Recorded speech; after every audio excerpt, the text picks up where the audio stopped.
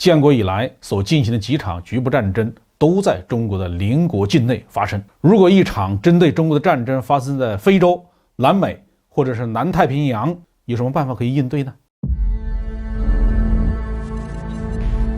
各位网友大家好，欢迎来到报明说。这节话题我们说的是美国前国防部长扬言要在其他的地方和中国开战。美国有一个叫卡特的政治研究员，他2015年到2017年呢担任过奥巴马政府的国防部长。最近他表示，美国确实没有法律要求一定要协防台湾，但是可以想别的办法。他说我们不会在台湾海峡作战，有内力就在中国大陆的旁边，我们要在想打的地方打，在大陆会输的地方打。看起来说的很有道理啊。美国是一个拥有全球霸权的国家，虽然最近一段时间呢，美国军政高层总是在叫苦，说解放军的战舰的数量已经超过美军了歼20有150架了，但是要论全球军事干预能力的高低不能简单的用战舰或者是飞机的数量来衡量。例如海军战斗力，它就还包括部署在全球的基地群，对全球海洋、水文、地质情报的掌握，还有相关军事传统的建立以及具备远海作战能力的海军官兵队伍这都是影响海军战斗力的重要因素。空军和陆军的全球作战能力，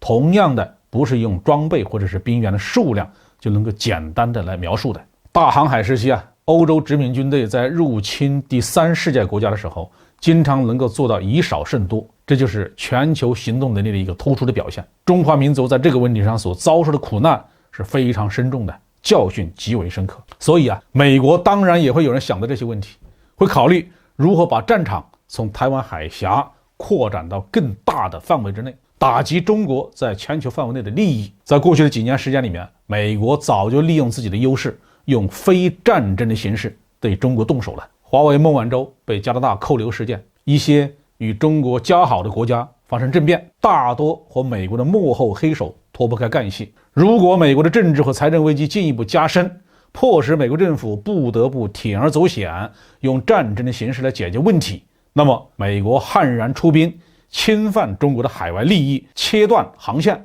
甚至直接抢夺某些资产，这些可能性都是存在的。到目前为止中国人民解放军还不具备大规模的海外作战能力。建国以来所进行的几场局部战争都在中国的邻国境内发生。如果一场针对中国的战争发生在非洲、南美或者是南太平洋，有什么办法可以应对呢？首先美国非常忌惮的是中国的导弹力量，相当多的美国咨询公司都制作了关于中国人民解放军弹道导弹打击范围的图表。在各种东风快递的打击范围之内，美国的常规部队不具备行动自由。这些东风快递的影响范围基本上覆盖了整个东亚、东南亚、南亚、西亚和中亚，因此在这个辽阔的范围内，美国方面的战争能力其实并没有卡特想的那么强。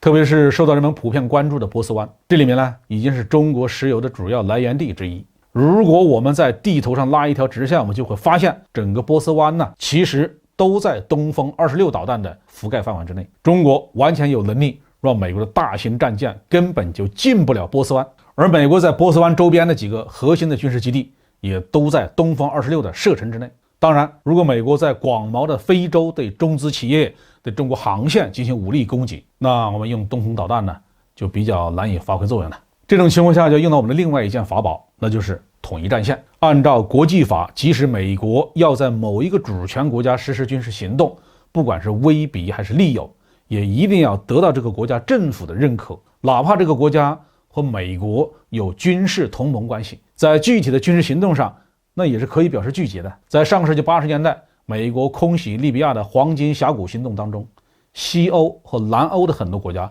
就拒绝向美国开放空军基地，导致美军的空袭机群必须经过多次空中加油才能够完成任务。如果任何国家向美国提供军事基地或者是领海领空使用权用来向中国开战，那么就形同于这个国家也向中国宣战了。那么这种情形相信绝大多数国家都需要掂量掂量。好，这句话就说到这里。